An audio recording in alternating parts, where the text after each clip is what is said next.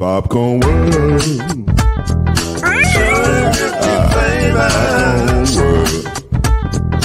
Popcorn World. Yeah.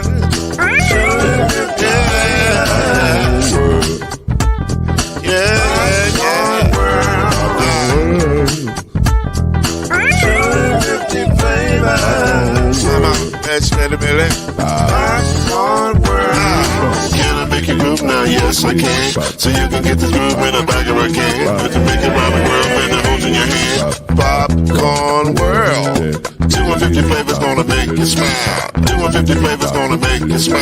250 flavors gonna make you smile. I said popcorn make you smile. Ah. 250 flavors. Popcorn World. Popcorn World. Popcorn World. It's a popcorn world. It's a popcorn world.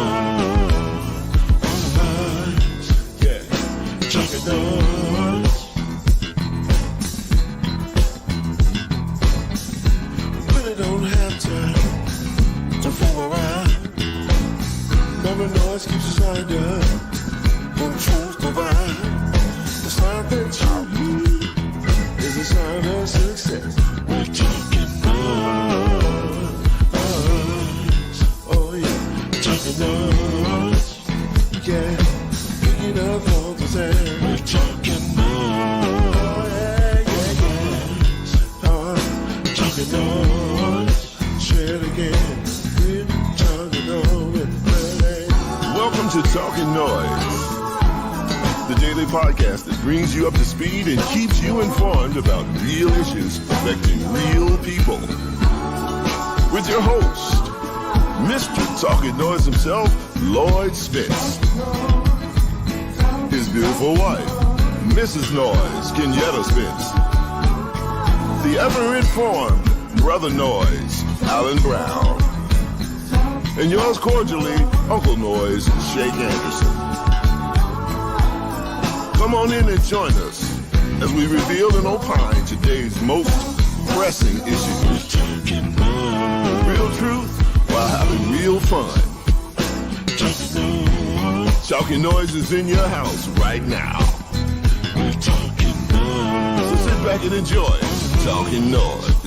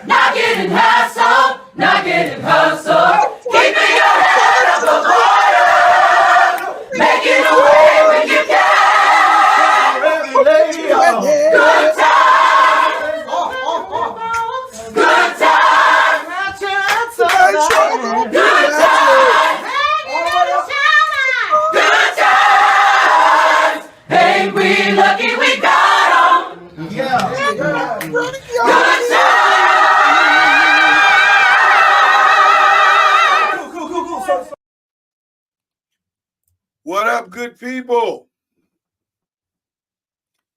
It's me, Mr. Spence, aka Mr. Noise. It's her, Mama Noise, Beauty. What? She's sitting in front of our 25th anniversary banner. What's that about?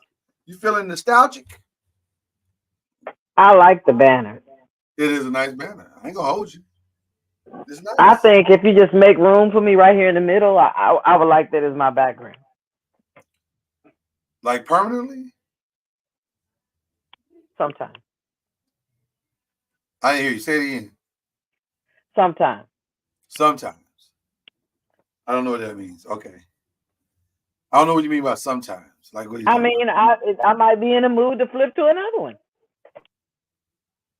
That's your banner. You can do whatever you want to do with it. I agree. I'm just saying that, if you put it where, like eliminate the happy part, so then I could be in the middle of it and it won't look like, I'm just Are you so. not happy? Are you not happy? What is going on? I'm saying that it's the word happy is above me. What I'm saying is, are you happy? Yes. Then leave that alone. Let the happy be what it need to be. You know how many people are out there and ain't happy? Okay. That's what I'm saying. That's what I'm talking about right there. Okay. You feel me? Okay. All right. So this is the Talkin NOIZ Vodcast. Vodcast. And that means it's visual. You can see it. Is that what's going on? Yeah, you can see it. If you're on YouTube, LinkedIn, Facebook, you can see it. We're right here. Oh, okay. So there you go. So we're glad to be here with you tonight. Got a lot to talk about. Got some weird stuff to talk about tonight. It's gonna be a fun show. The crew is coming by. They'll be by later. Is that a word? Huh? Is that a word? Yeah, later. Later is a word? I made the later part of it. That's not actually it's not actually a part of that I know of. Now I don't know. I haven't. So full disclosure, I've started taking a foreign language. I'm not gonna reveal which one I'm taking yet, but one day I'm gonna break the language out on y'all. You're gonna bust it out. I'm gonna bust it out on the show. But I'm only like a couple of units in, so I don't have I'm not as conversational with it yet as I'd like to be, but I understand it well. Like I do it very well in my lessons, and I understand it very well. But I'm not as conversational as I want to be. I don't feel as because I don't have anybody to talk to about it. Like I'm just out here in these streets just learning languages with nobody to talk to. So I gotta get the girls just started learning the language. And so once they start becoming a little more fluid and we can have some conversation, then I feel a lot more comfortable. But I ain't there yet. I find that this is very nostalgic where, I've been feeling this way about foreign languages for quite some time. And then to know that my kids go to school. What does that mean? Well, I mean, to know that now my husband is feeling motivated to grasp a foreign language where, the kids have been learning You think I started learning a foreign language because of you? No, I'm just saying that, I was going to say you'd be right. That's exactly what I did. Oh, well. Because the language I'm learning is I know it's going to make you want to give up the draws. What?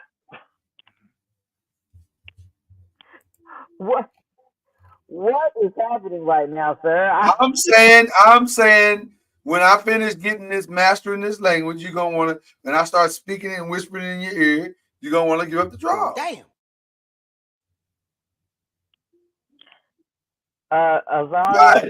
What? This is how I feel inside. That I believe. Just saying. That's my goal. We all have goals in life. This is one of my goals. And when we go to said country and I start speaking the language, I want you to be like, oh, Kyrie said double down. Damn. Okay, there we go. Thank you. I got you. I mean, where's the lie? I just told the truth. And when we go to that country, I want you to be like, every time you hear me speaking with the locals, I want you to be like, that show is sexy. Okay. I got goals, Mama Noise, is what I'm trying to tell you. I got goals. I see. You're goal oriented. I'm a goal-oriented person. Gotcha. Just another I live my quality, life. I live my life by GTD principles. I'm very concerned. You don't know what About GTD stands for? Nope. You don't remember Martin? Tommy? Shout out to the late great Tommy Ford. GTD. To get the draws. Okay. There you go, Mama. No, now you got it. That's Now the you fact. got it. I make no secrets or that I love my wife. I love my wife. That's my wife right there. Tell her, Ron, GTD.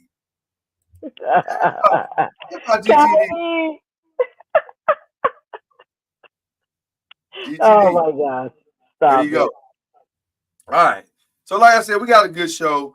Listen, we cannot start this show without sending our thoughts and prayers to the good people of Florida specifically. As they are maybe minutes away, like at this point, it's bad. From getting hit by Hurricane Milton. I don't know when it's supposed to really start, hit landfall. They said Wednesday night, but I'm praying, and I know a lot of people that apparently live in the area. They're like, they're not going anywhere. They said they're hunkering down and they're holding on and believing that it is not going to be as bad as they say it is. But that is the attitude of a lot of Floridians, because you say not just Floridians, but people who live in hurricane-based states or hurricane-influenced states. Is that a better way to say it? Just states that get hit by hurricanes often. They have a "I'll ride it out" mentality, and sometimes that works, and sometimes it doesn't. I keep hearing though that this one is going to be the highest level of category, which is a category 5. And if that is the case, I do question whether or not a ride it out mentality is the right strategy. I love water, ocean view. Which means I'm viewing it from a distance in my mind. But I don't know that I want to live where at any moment my whole life can be changed. Now, listen, there is natural disasters that could happen no matter where you live. Right. You could be living in California and your house slide off into the ocean, or God forbid, you could be subject to an earthquake, or all the different natural disasters, landslides, and so forth. But I just feel like when you are on the actual coast, you're on, whether it be the East Coast or you can be in certain parts of Alabama. Yeah. And you just like, is this worth living here when it's always a possibility. Yeah, possibility of some type of, because this is where people's whole livelihood, they try to pack up in a car and make a mad rush to the north and pray that nothing happen to the house they got to come back to where everything is in. Yeah, I don't know. Ride it out don't feel like the right strategy for me. But I wouldn't mind living in some water. I just would have to try to figure out how to make my house as flood resistant as possible, if that's even possible. Like maybe I can raise my house up or something. I don't know. It's listen, it's a challenging thing to live. I think if I live near a hurricane or water, I'd have to live not on a cliff, but like elevated in some way where I'm above what is reasonable to get hit by a hurricane. But even that, you still don't know. Then you say, maybe if I live somewhere like, the people who lived in Hawaii, but then you got volcanoes And it's like, what the fizzy? Everywhere you could possibly move to has some type of possibility of a natural disaster of Well, some kind. you can't. Yeah, you can't. I don't think you can outrun or outdistance or prepare for every natural disaster. You just have to try to do the best you can with all of it and hope for the best. You know what I mean? Well, now that's true, Ron. I don't want it coming at me full speed at all.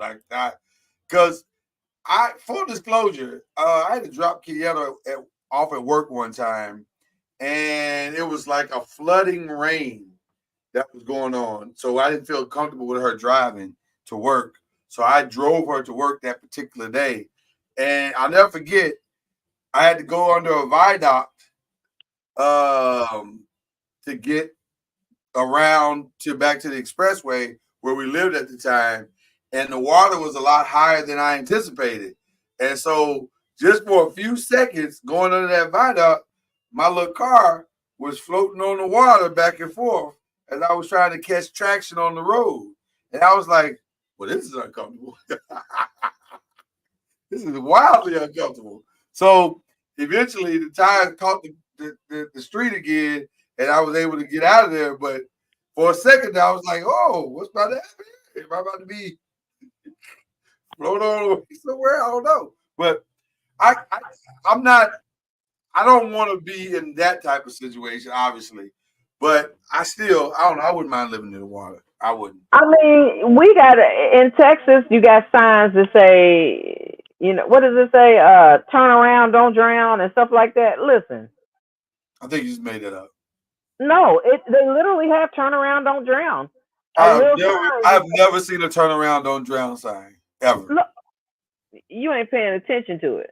That's possible too. That's also possible. But they said that because there were too many people who were getting stranded, having to call the fire department and stuff to come get them, when all they had to do was realize that it's deep water under the overpasses.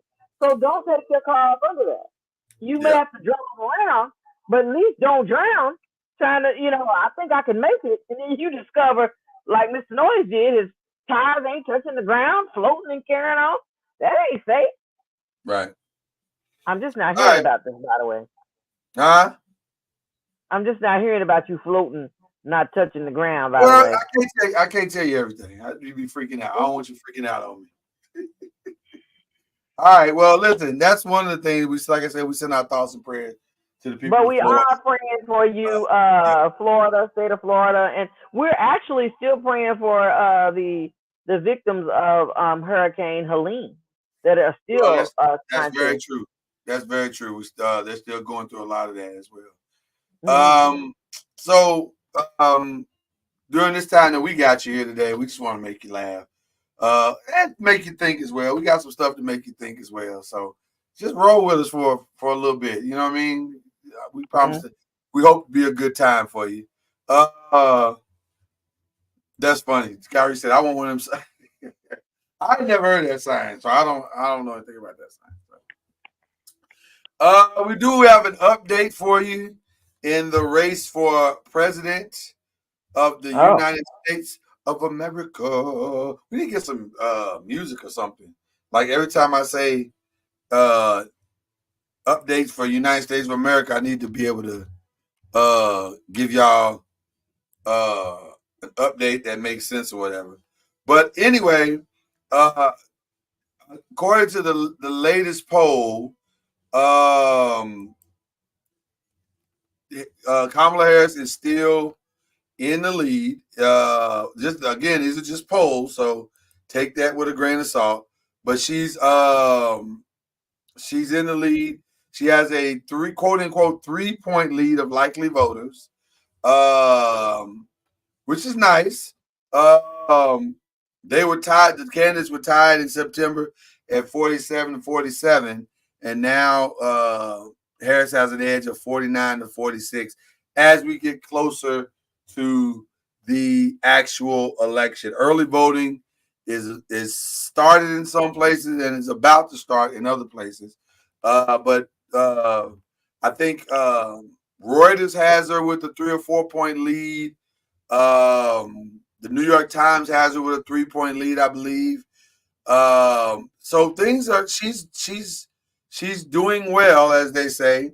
Was interesting, Mama Noise, that the vice presidential race really didn't have that much effect on the overall race at all. Like people basically saw that as a tie. And can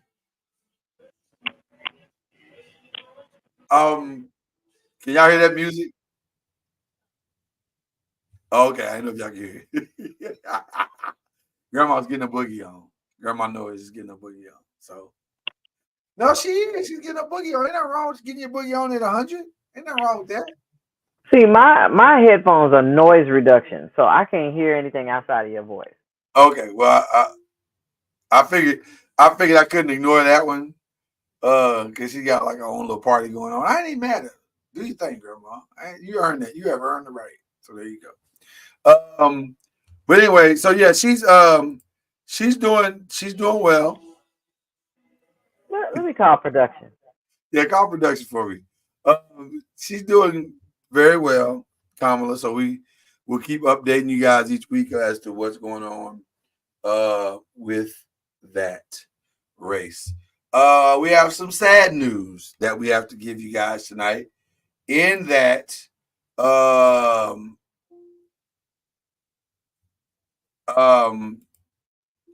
Cissy Houston, the mother of Whitney Houston and the grandmother of, what was the baby's name? Christina. Bobby Christina. Yeah. The grandmother of Bobby Christina Brown. Was she Brown or Houston? I don't even remember what she was. I think she was Bobby Christina Brown. But anyway, yeah. Cissy Houston passed. I actually, if I'm being completely honest and transparent, Mama Noise, and I hate to say this, but I don't know why in my head I thought she had already passed. Hey. I know that's cold-blooded. I don't mean to be. I'm not trying to be. Maybe you were confusing her. I felt like I was confusing her with somebody, but I don't remember who I was confusing her with. Okay. There's somebody that's in her circle that has already passed. I don't want to say who I thought it was until I look it up and see. Yeah, look it up and see. We don't want to offend nobody. But yeah, Cissy Houston did pass, or was announced to be passed as of yesterday. I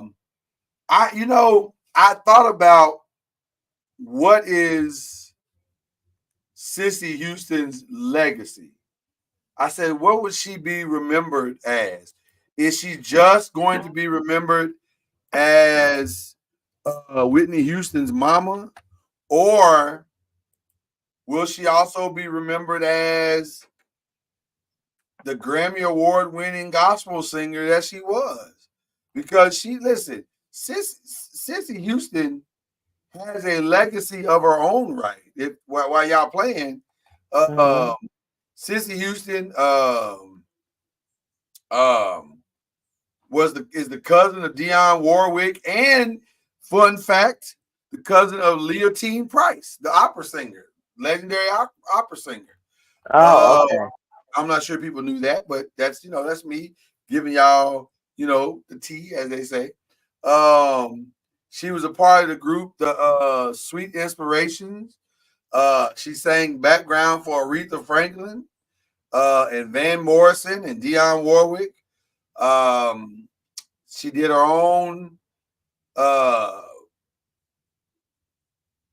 She did her own stuff. I mean, she was just an all-around artist. Like, she is a legendary artist in and of herself. And she like I said, she did a lot of background vocals for a lot of groups.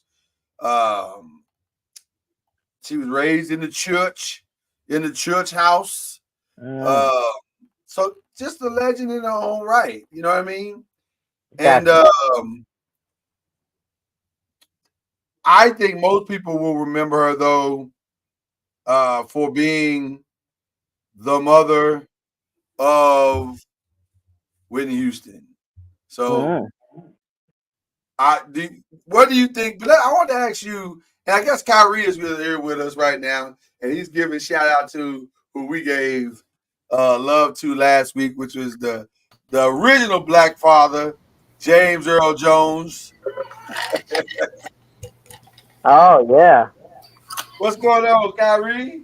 What's going on, peoples? What's going on? First of all, your audio is crispy, brother. You sound fantastic. It's only a short time. No, on my damn laptop. Well, it sounds good, brother. It sounds good. I want to give you opportunity to not only speak on Sissy Houston, but I know how much you love James Earl Jones. I mean, not James Earl Jones. Lord have mercy. Well, James Earl Jones. We lost a lot of good ones. We lost a lot of good ones. We lost a lot of good ones, but I mean John Amos, who I know you. He was James Evans Jr. To most of us in the Good Times, or whatever. But I know how much of a big Good Times fan you are. I wanted to give you an opportunity to speak on that as well. Oh man, that was a killer. It hurt right there. You know, that's the first black dad you seen on TV with his family. I mean, very much true. I mean, that started it for a lot of folks right there. Actually seeing somebody come up like they did, you know, with the dad still there, whooping people's ass. I loved it. You know, I said that last week. I said he was the first true TV dad way before Bill was. Bill came later, but because I don't think people felt like the Good Times come before the Jeffersons, or they came about the same time. I think it was a little bit before the Jeffersons. They were before the Jeffersons. Yeah. But nobody ever saw George Jefferson as like the black dad. Like nobody. Not at all. He was George Jefferson. Yeah, you looked at black dads. You saw two people. You saw, you know, James, and you saw Fred. Yeah, Fred Sanford. You know, he was the other, you know, black father, but it was just him and the son. And then you had James. Fred wasn't no good father though. No, Fred was comedy. Fred was the hustler. It was the definition of a hustler. Yeah, he was just funny. But James was like, he a good daddy though. Even though they poor, he a good daddy. They got no money, but he a good daddy. Hey, he always found a way, man. So, he always found a way, and that's what you loved about him. Like, he was gonna figure it out. Even if he had to go shoot some pool, let the pool haul. Hey, he made sure his kids ate. He made sure he had to take care of the shit that he had to take care of, and that's one thing I liked about him. So, you know, no matter how hard it was, man, he always found a way. I mean, they ate a lot of oatmeal in that family. A lot of oatmeal. See, like they eating oatmeal for lunch, breakfast, lunch, and dinner. Man, I can't stand oatmeal to this day. Looking at them eating oatmeal. I know, right? I think you know what, bro, Ron. You know, I'll be honest with you. That might be the reason why I don't eat oatmeal today, because they made it sound so bad, and it felt like a poor man's meal. So I never really got into oatmeal. I don't know what that was. You felt like you've been punished. Like shit, I gotta eat some oatmeal. Yeah, they got nothing but oatmeal. Man, hard times. I love oatmeal, so you ain't talking to me. Well, I mean, hey, it's got all the new flavors, you know. But back in the day, you had oatmeal. Right, just regular oatmeal back. It was just oatmeal. I mean, you had no flavor to it. Whatever you put in is what you get. I have never been an oatmeal fan. It's just something about it. I can't get with it, brother. I probably should eat it. I just don't like it. I love it. I love it. I don't like the taste of it. I don't like the look of it. I like oatmeal cookies. I like oatmeal. Listen, I like oatmeal. Yeah, I put some fruit in it. I could throw some fruit in there. Matter of fact, I'm gonna tell you where I got. Cause see, I hadn't had oatmeal since I was like a child. When my stepfather used to make me oatmeal cookies and stuff. But then when one of my friends said, "Girl, I had the oatmeal from over at McDonald's and it was fire," I said, "McDonald's?" She's like, "Girl, you need to try it." Man, I tried it, and they had white raisins in there. They had nuts in it and everything else. I said, it reminds me of like just a bowl of oatmeal cookies, and it was fantastic. And so ever since then, I've been eating oatmeal ever since. Yeah, oatmeal ain't for me. Give me grits or give me nothing. Oh wow, that's where I'm at with. That's where I am with hot cereals. Give me grits or nothing at all. I don't even want cream of wheat. Just give me grits. Nah, I don't want that cream of wheat shit. You can keep that. Yeah, that's just fake grits. Yeah. That's just grits that won't make a gender choice. Like commit to grit, be the grit. You ain't gotta be gender fluid, just be a grit. Pick a struggle. Pick a struggle.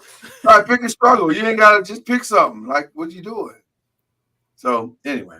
What about let me ask y'all a question, Mom Noise and Kyrie. What I know you going with Black Noise now, so I like that. I'm with Black Noise. We'll roll with Black Noise if that's what you going with. I'm with that.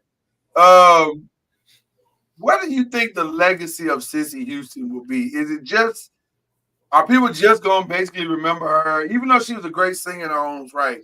But is she just going to be reduced to I'm Whitney Houston's mama? Yeah. Wow. And it's hard to say because I mean it's all everybody talked about was Whitney, you know, and her mom was dope. I mean, she was hell of a singer. Lady. But you know, it's first thing people are gonna ask her about is always gonna be about her kids. Yeah. Well, and I will also say that if I don't know gospel music, then I don't know who she is. Other than Whitney's mama. Yeah. If you're in the gospel music, then you go, oh yes, that's Cece Houston, but I mean Sissy, what's her name? Sissy Houston. Okay, I don't want to. You remember the woman's name? I don't want to mix it up. Cece Winan, but Sissy. Oh Houston, Lord. I'm saying I don't want to mix it up, so I'm saying. The hell. So I'm just simply saying if I don't know gospel music, then I don't know who she is. What the hell?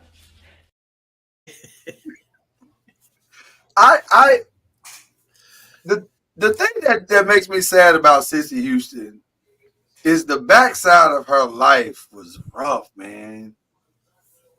She basically lost her daughter and her granddaughter inside of, what was it, 3 years? Yeah.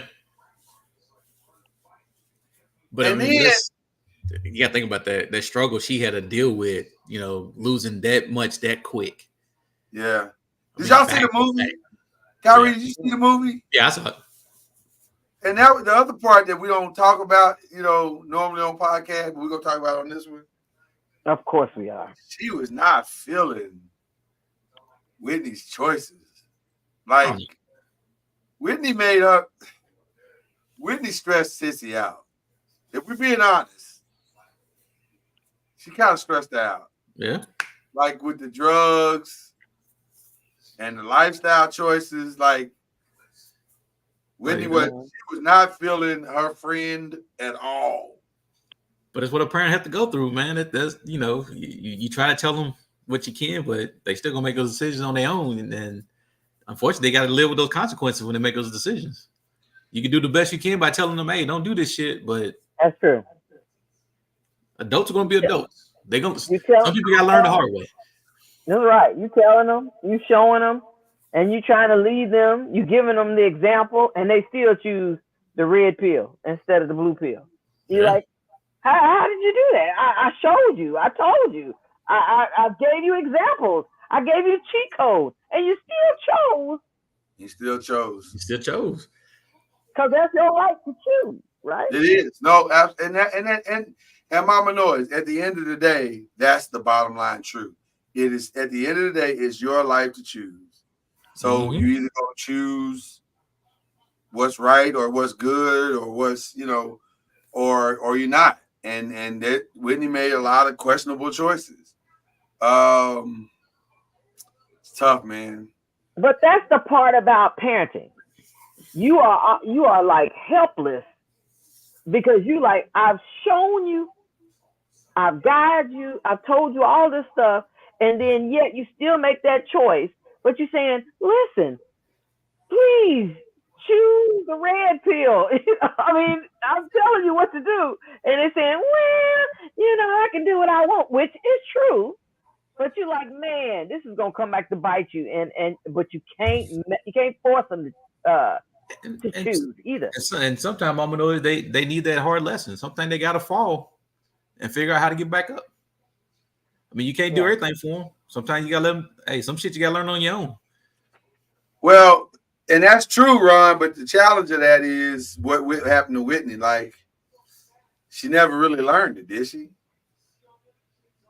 Like, she just kept choosing the red pill, and to use Mama Noise analogy, until the red pill basically killed her.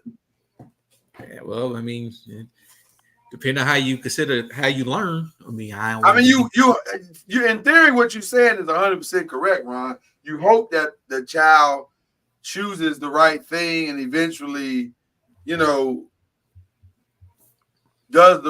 the right choices in the end. But sometimes it don't work out that way. Like, some people are hard-headed. Some people don't want to learn. Yeah. But the part about parenting that blows my mind, and I know that this is not a segue. I'm just telling you.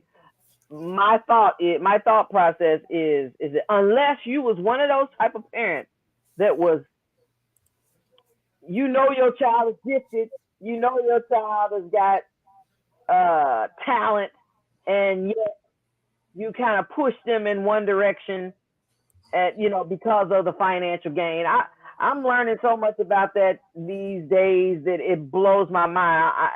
I know that, we come from the Right. school of hard knocks and stuff like that, but yet, we got some parents that's like, I'm finna use this child as a skateboard on into the wealthy life. Ron, Mama Noise is trying to segue us into some Diddy talk. That's all she's doing right now.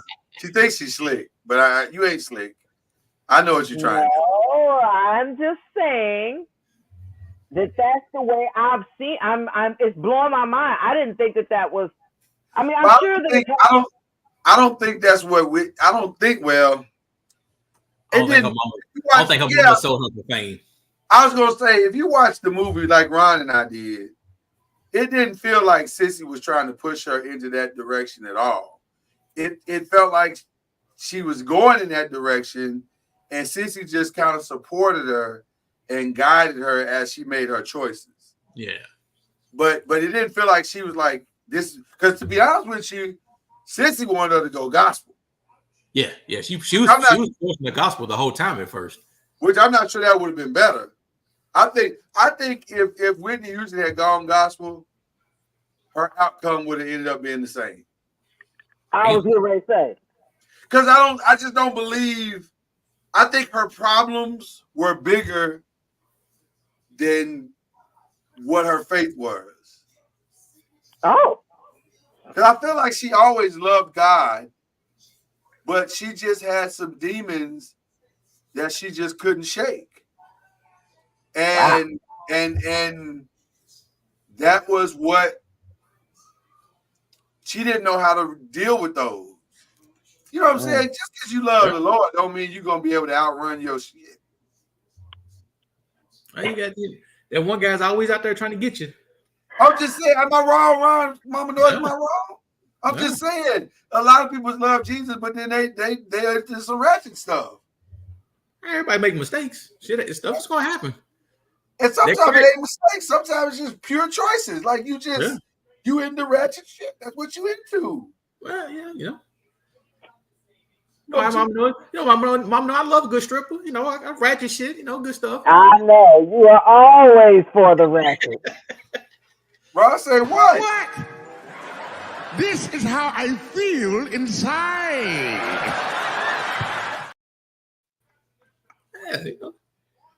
He's just yes.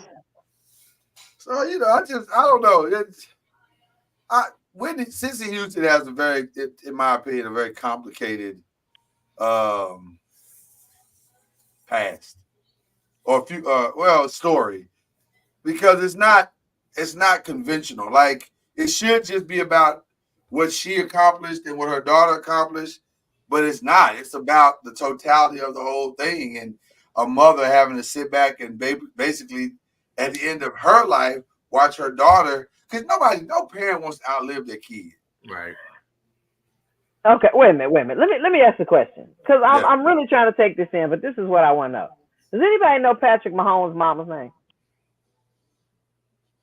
No. Well, we all know Patrick Mahomes. How come we don't know Patrick Mahomes' mama's name? I don't know. What's your point? Yeah. My point is, everybody, we know that she's Whitney Houston's mama, But why? I'm just okay. I don't know if I'm making any sense. Well, you got to think Whitney Slow down and think Whitney through. was in more of a spotlight than what Patrick Mahomes was. So I'm saying you because knew Whitney. like she's larger than life, he's larger than life, and then yet, but you don't know his mama's name, but yet you know who her mama's name. But go ahead, Kyrie. But Whitney's larger than life is way different than Mahomes. I mean, because Whitney's mom started first, so her mom was already in that limelight. Okay. And then Whitney came into the limelight, but Whitney just kind of took over the limelight. Where Patrick, his mama wasn't in the limelight. You know, you ain't gonna know his mama until you see her at the game. And then you still question who she is. But you know, Whitney's mom, she was there. She started it, so she came through there. So she was already into the fame, and Whitney just kind of exploded from her. Now, if Patrick Mahomes' dad was in the league, you would be talking more about his dad who was in the league and him. Yeah, I mean that's just the difference.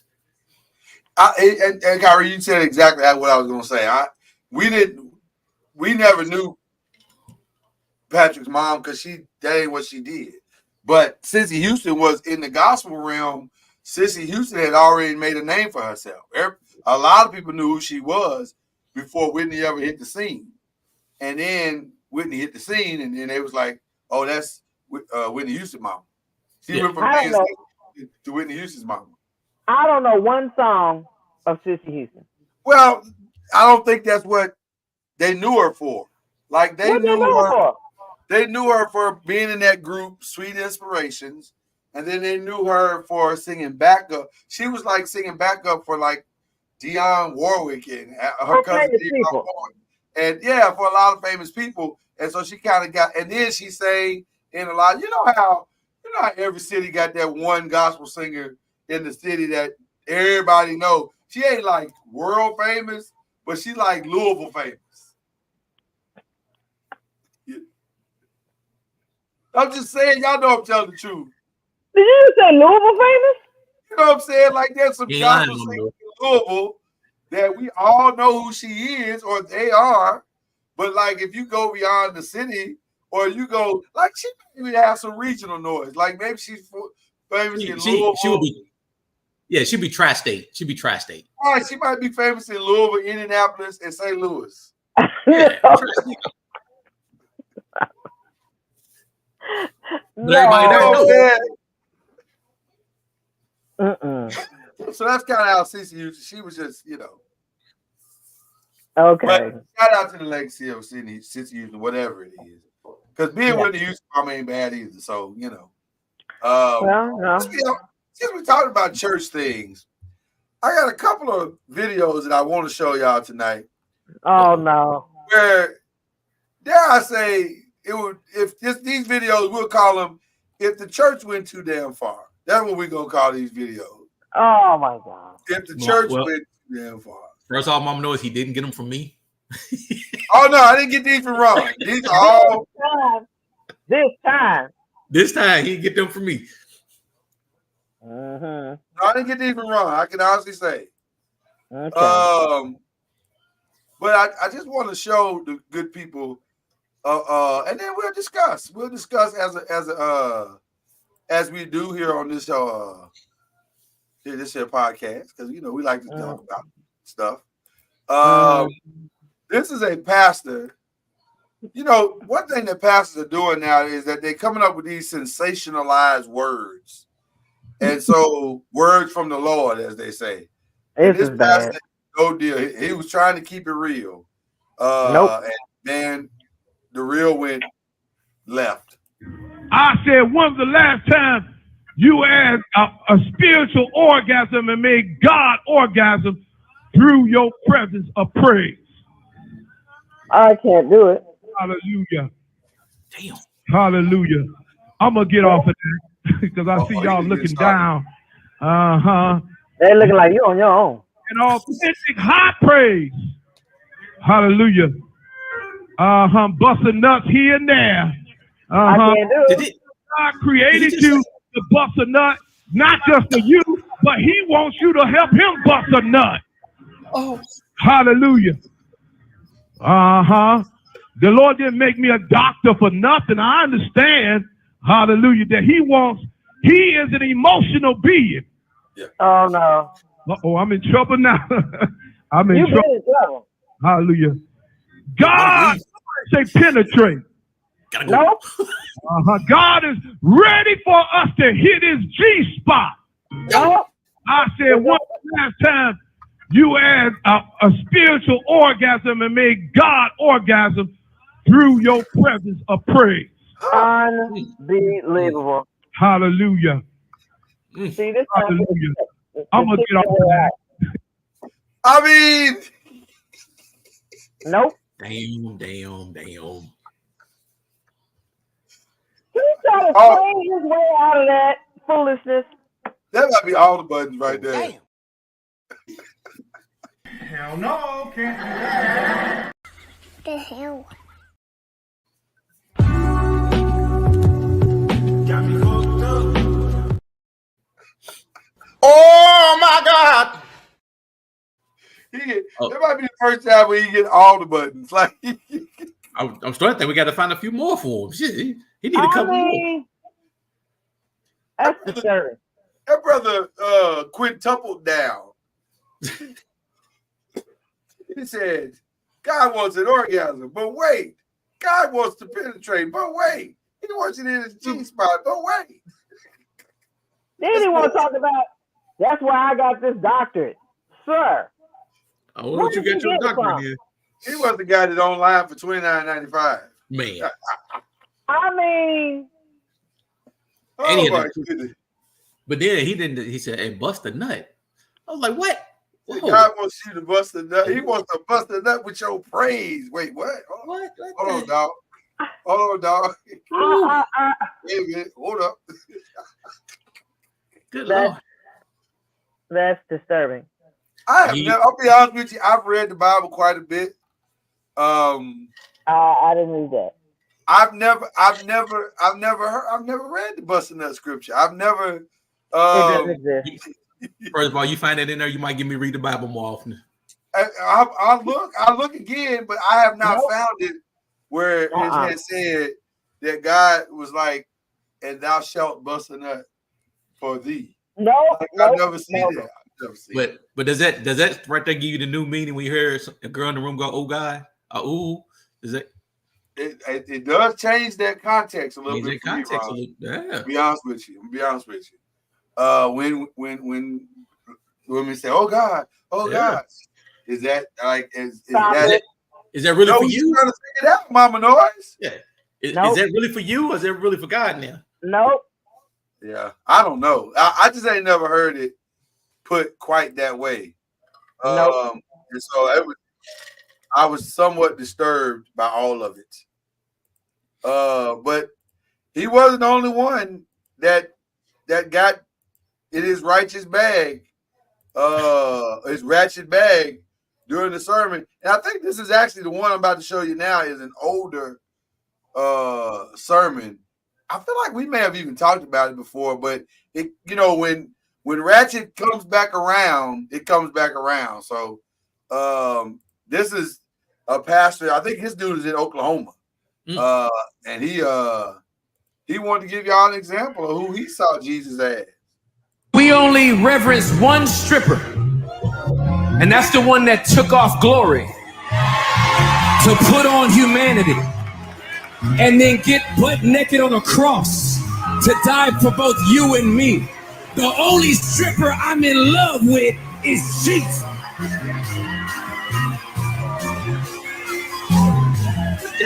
He's the one that puts that bread in my pocket. That bread in my pocket. I got bread in my pocket. I got bread. What is happening? What the heck? I don't get it. I don't get it. I need to know what testament this is, because that ain't is that new testament? Where we at?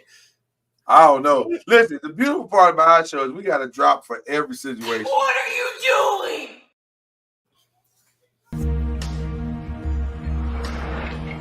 Let me out.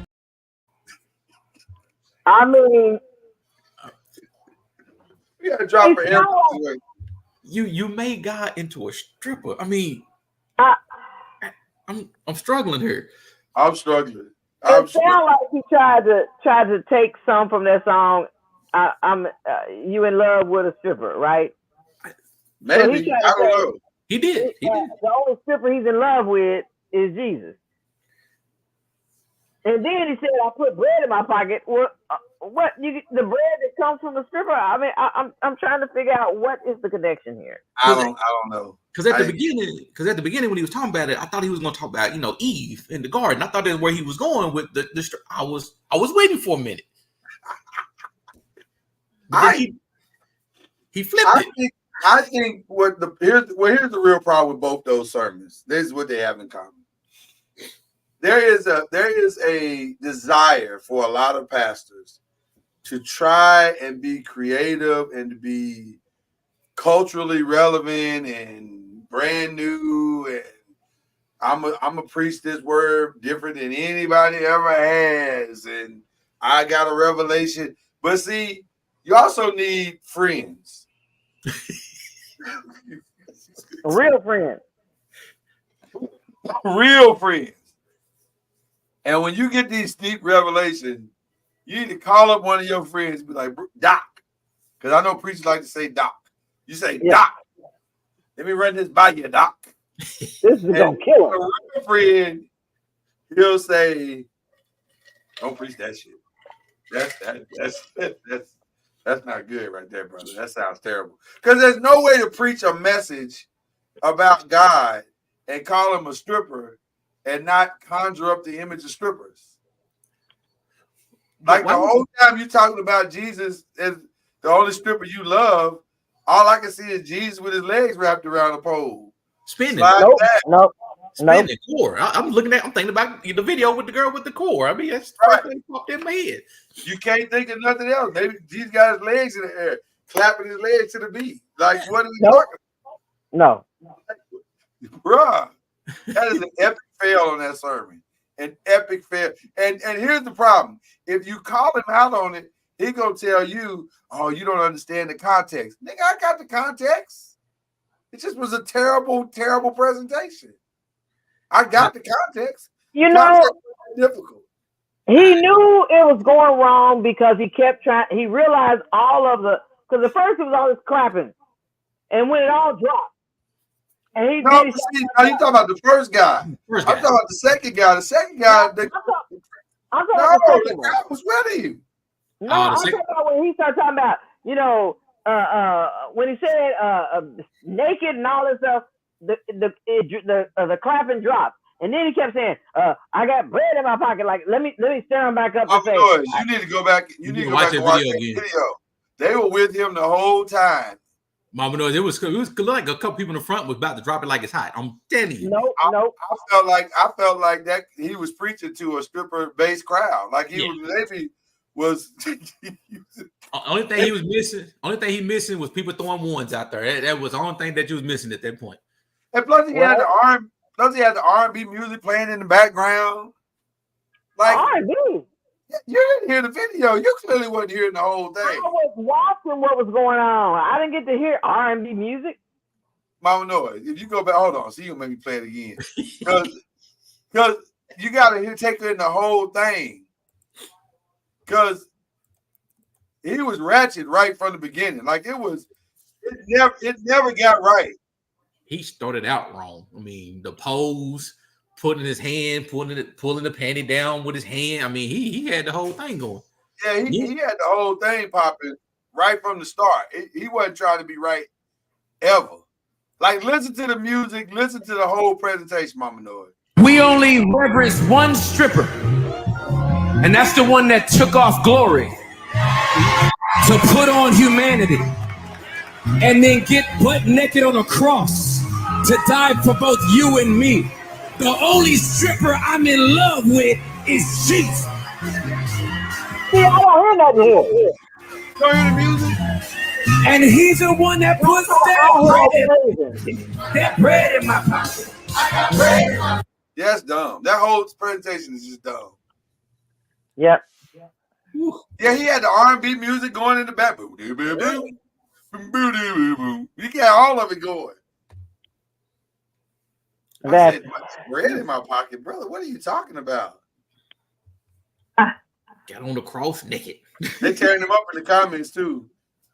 One lady said, Oh, "Not my Lord man. and Savior."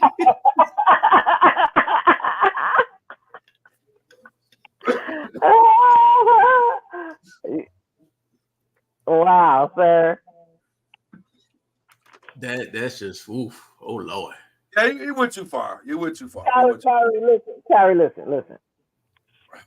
Once upon a time, I used to watch this particular preacher. And one time he was preaching that Sunday morning on TV. And I was like, oh man, I heard so much about this dude. Man, this dude started preaching. He came down from the pulpit. And I don't know where this water came from, but he had water in his hand and he was trying to sprinkle it on all the women that was in front of the pulpit.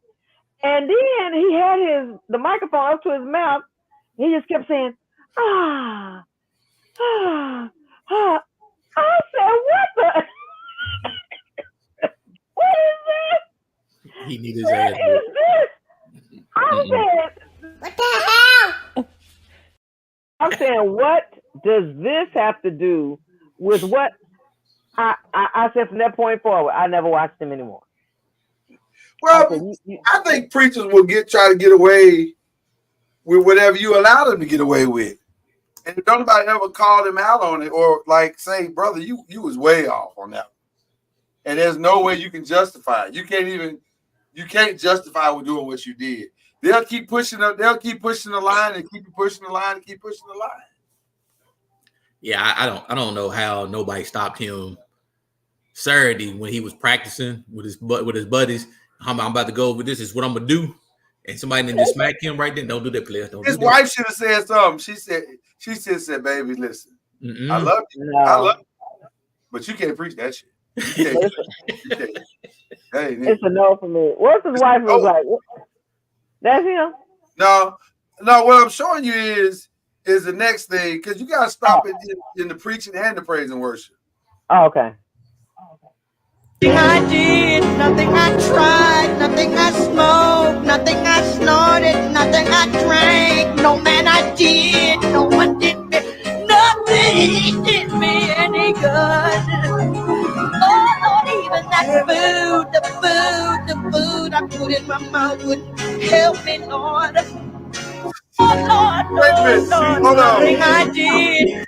Hold on.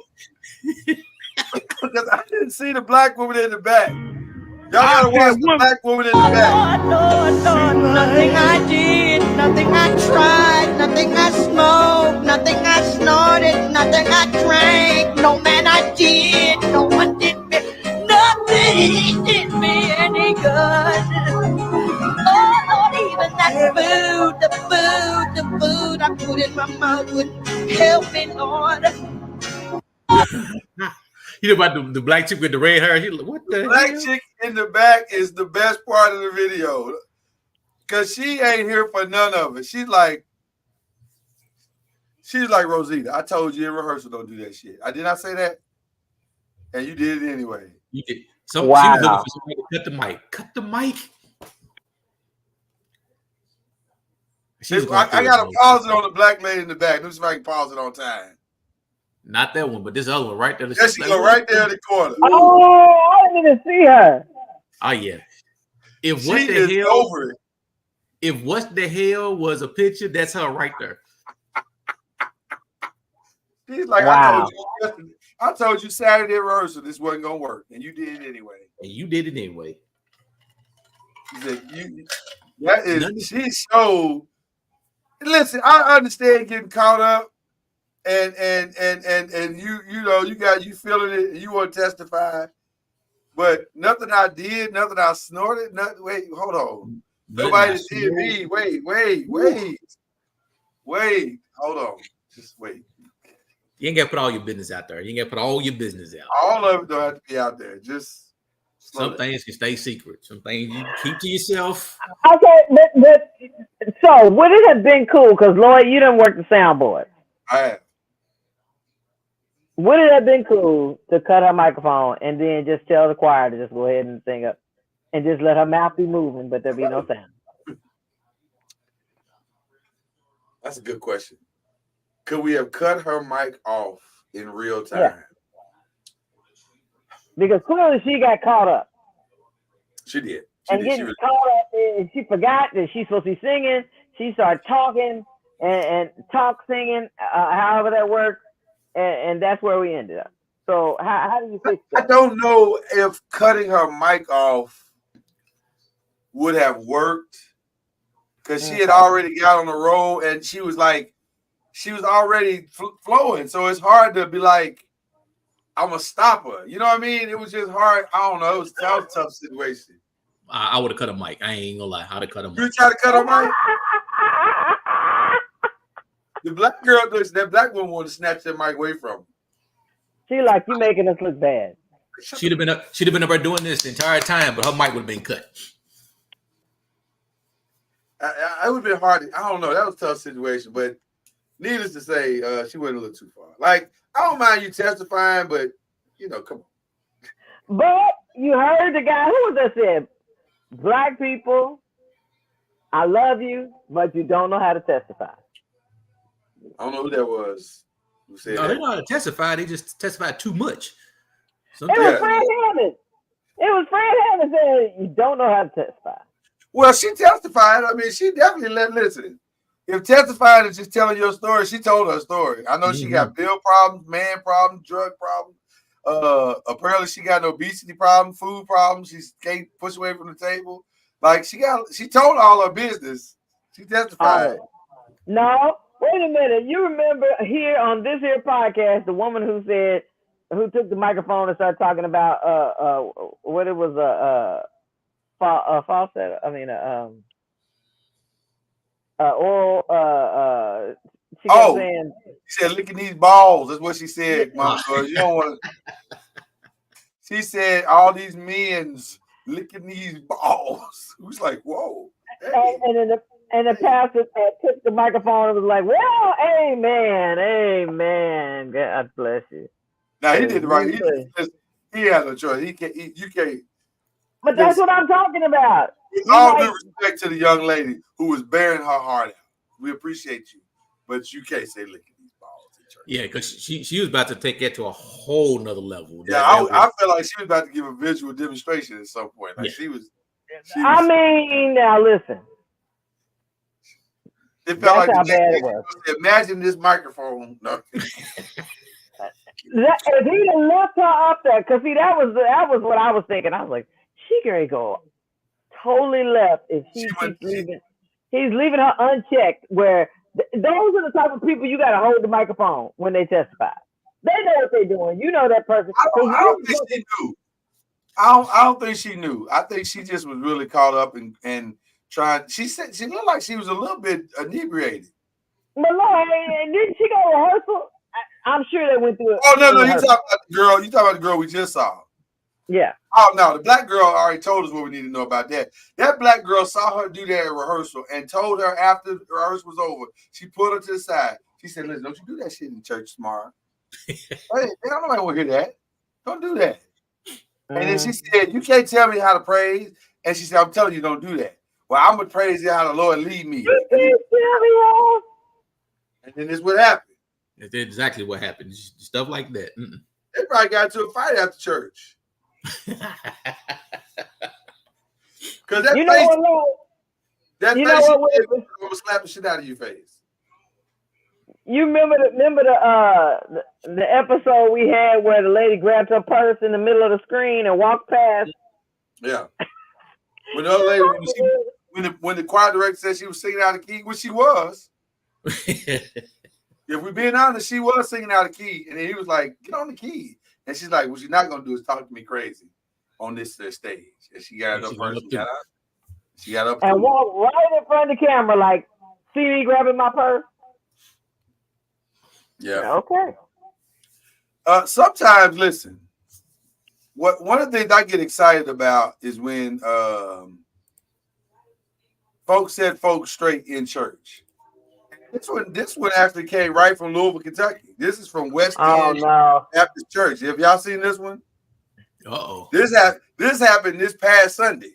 Oh, I saw that. Oh no. Who have accepted Christ as his Savior and as his Lord, and he will demonstrate his faith in the Lord Jesus Christ by willingly being baptized this morning.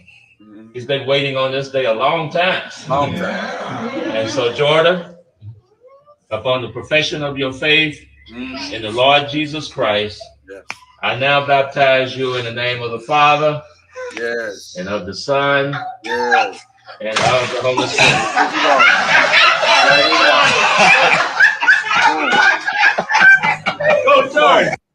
This morning. Come on. Dragging it out. You dragging it out. Take it too long. Take it too long. This water, first of all, this water's cold. This water is cold. And you got me standing in this cold water. Fact. I'm gonna need you to hurry this up, Pastor. I can do it. He can say he can do it himself. So I said, really, I don't even need you here. I don't even know why you really here. I know I can just dump in the water. I can just do it myself. But one thing about the story, they buried the real story. Because the real story is, I think this guy wrote this up from an article in the Courier Journal, and the part that they didn't talk about was they said his father, Terrence Warwick, age 40, said the whole congregation busted out in laughter, and the move caught his mother in the Swift 28 by surprise. I said, hold up, wait a minute. Let's rewind. What were the ages again? What? His daddy is 40, and his mama is 28. Let's stop right there. Hold on. I'm what? Because the boy looks about 8, ain't he? How old is the boy? Because the boy is young. He's 12. No, 6. He's 6. He's 6. Okay. So Right. she was 20. She was 22 when she had him. Right. That's right. I didn't put that together. Yeah. So he just cleared the goalpost. So when did he start? So he barely. Oh Lord. Barely. Lord Jesus. I was like, when I saw the age there, I was like, wait a minute, this, if my math is correct, that's about a dozen. That's a dozen? Yeah. Okay, all right. Well, you know, hey, what they say? They say age ain't nothing but a number, I guess. I don't know. She was 22. He was 34. Oh Lord. See, like I said earlier, we got to drop for everything. Oh my God. That boy said, look, I done seen this Sunday after Sunday, so what I'm going to do is bash my face into this water, throw my hands up like I'm supposed to, and then march myself on out of here because it's cold in here. Because this ain't got to take this long. That's what he was saying. This ain't got to take as long as you take it. Man, you got this stuff right now. You could have walked me in, dunked me, and got me out. He was yawning, he was tired, and was like, tired. Ain't no telling how long they've been standing in that water. Man. You usually don't, when you're ready to do it, you invite them into the water. You don't make them stand there the whole time. And it's not a pool. It wasn't a pool, so he wasn't having no fun. He was like, I can't swim in it. Oh, my God. This feels more like a bath, and I don't want to take no bath. So let me up Some to here. pastors have those swimming pants, those fishing pants, the rubber ones that go up to your waist or whatever. Yeah. But everybody else ain't wearing that. Right. So you ain't feeling none of the temperature of the water, where everybody that's coming into the water is like either freezing or whatever. Yeah, it wasn't well thought out. Yeah, look. Yeah, old dude's like, y'all doing too much. You're doing too much. He got shit to do. Yeah, he's ready to go. Yeah. What if he said that? That would have been fun if he said, "Like I got shit." He wants to say a few words. Hold on, and see the church we came from. They will put the mic in your mouth. He has a few words he wants to say. What do you want to say to the people? It's cold in here, and you need to wrap this up. Wrap this, Pastor. Look, Pastor, come on! I got shit to do today. Come on. The game will be on in 20 minutes. Ron, this past weekend I did a lot of TV watching, brother. Oh no. Obviously I watched all the football I could stand. Football was fantastic this weekend. Especially college. College was outstanding. Yeah. But before I got to any of the games, I watched the documentary on Friday. Shout out to Reggie Love from the 5. He recommended this documentary to me. I watched it, then Mama Noise watched it. Have you seen Love on the Run on Netflix? Mm-mm. Love on the Run is full disclosure, and you letting people know what it is before they watch it. Yeah, well, it's a true story. Obviously, it's a documentary, so I'm not, it's no real full disclosure. It's a documentary of a true story. So, if you're familiar with the story, then you're gonna. Well, no spoiler, no spoiler alert. The actual true title is Jailbreak / Love on the Run or colons Love on the Run. Okay. And it's about a young lady, and I'm trying to get her name right. Mama Noise, you watch it like I watch it, so if you can help me with a name, I sure appreciate it. If you can't, it's fine. But she's an Alabama correct Casey and Vicky White. So Vicky White, yeah. Vicky White was an Alabama corrections officer, and Casey was a criminal who was placed in jail for murder for 75 years. He's supposed to serve 75 years. Damn. And Vicky had been working at the prison for 17 years and had been she's the assistant director, number 2 person in command. She knew the rules, and somehow Casey and Vicky fell in love. And the next thing you know, Vicky done broke this nigga out of jail, and they went on a run, and it got crazy for like 12 days. And I won't spoil it for anybody who wants to see it, but I'm gonna be honest with you. Mama Noise and I watched quite a few documentaries. This is by far the wildest one I've ever seen. Oh. And it's a true story. Like, you can get calls from prison, right? Mm-hmm. Y'all know that, right? Right. You know they can record the calls from prison. Yeah, they record. I would think they would. It'd be in their best interest. They recorded these calls from prison of them talking like they were a couple, and nobody thought that was weird. This documentary is kind of mind blowing because it's like, how did they get away with all this? Like, she literally broke this fool out of jail twice. Yeah, she's doing trial runs. She did the trial. She said, we need to test this out and see if we can do it. So she broke this fool out of jail for 10 minutes and just to see if they could pull it off, and then brought him back. Said, it's going to work just fine. And it did. It worked fine the second time, too. Why'd you just leave the first time when you was already there? Because she planned it all. She planned and she was going to take all her retirement. Well, I don't want to spoil it for anybody, but she didn't plan it all. She planned some of it, but she didn't plan it all. But it's a wild story.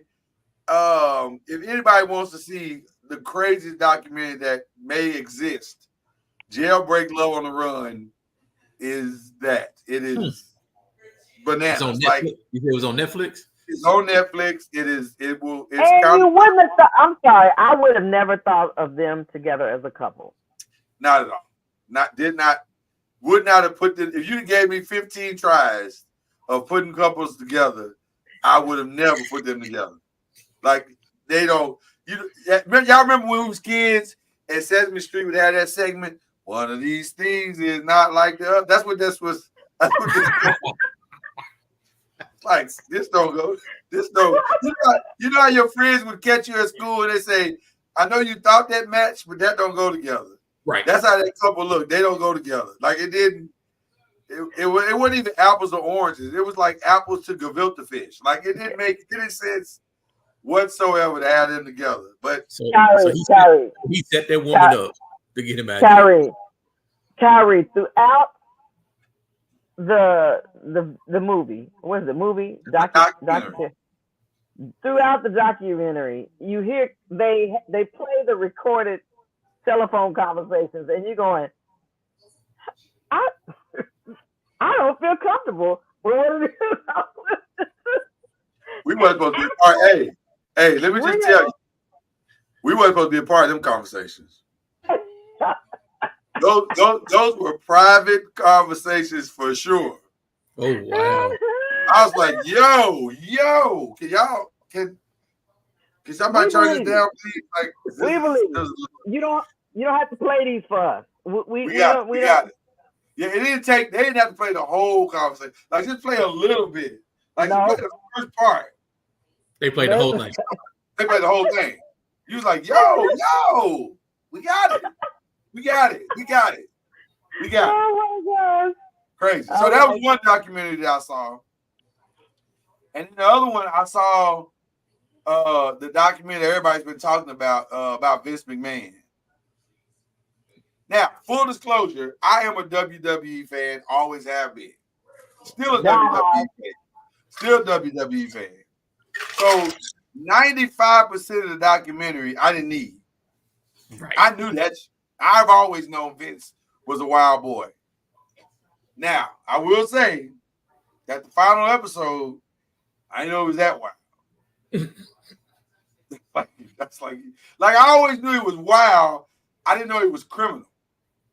I didn't know there were parts of him that had some criminal elements to him. Like, okay, that might be a line too far, Vince. Like, what are you doing, brother? Like, calm down. When you tell your son, if you want this business, you're gonna have to kill me. Are you willing to kill me? This is wild boy.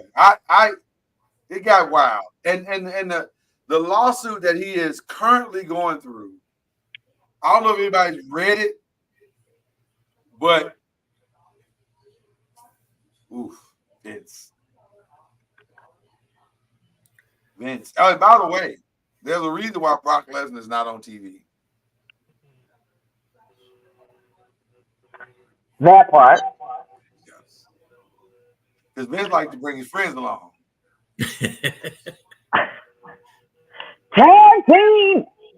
Tag team, back again. So if you're interested in some documentaries, some crazy documentary, I would recommend those two, McMahon and Jailbreak, Love on the Run. Crazy stuff.